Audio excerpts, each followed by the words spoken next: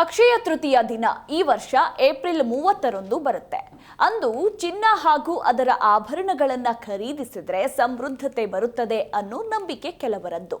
ಅದೇನೇ ಇರಲಿ, ಚಿನ್ನವನ್ನ ಯಾವತ್ತೇ ಖರೀದಿಸಿದ್ರೂ ಅದು ನಷ್ಟ ತರುವ ವಸ್ತು ಆಗಿರಲ್ಲ.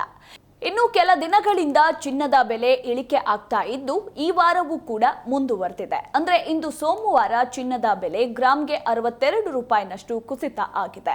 1 ಗ್ರಾಮ್ಗೆ 9,002 ರೂಪಾಯಿ ಇದ್ದ 22 ಕ್ಯಾರೆಟ್ ಚಿನ್ನದ ಬೆಲೆ 8,940 ರೂಪಾಯಿಗೆ ಇಳಿದಿದೆ. ಇನ್ನು ಅಪರಂಜಿ ಚಿನ್ನದ ಬೆಲೆ 9,753 ರೂಪಾಯಿ ಆಗಿದೆ. ಹಾಗೆ ಬೆಳ್ಳಿ ಬೆಲೆಯೂ ಕೂಡ ಅಲ್ಪ ಇಳಿಕೆ ಕಂಡಿದೆ.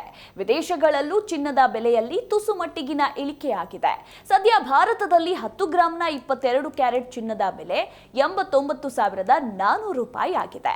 ಹಾಗೆ 24 ಕ್ಯಾರೆಟ್ನ ಅಪರಂಜಿ ಚಿನ್ನದ ಬೆಲೆ 97,530 ರೂಪಾಯಿ ಆಗಿದೆ. ಇನ್ನು 100 ಗ್ರಾಂ ಬೆಳ್ಳಿ ಬೆಲೆ 10,180 ರೂಪಾಯಿ ಇದೆ.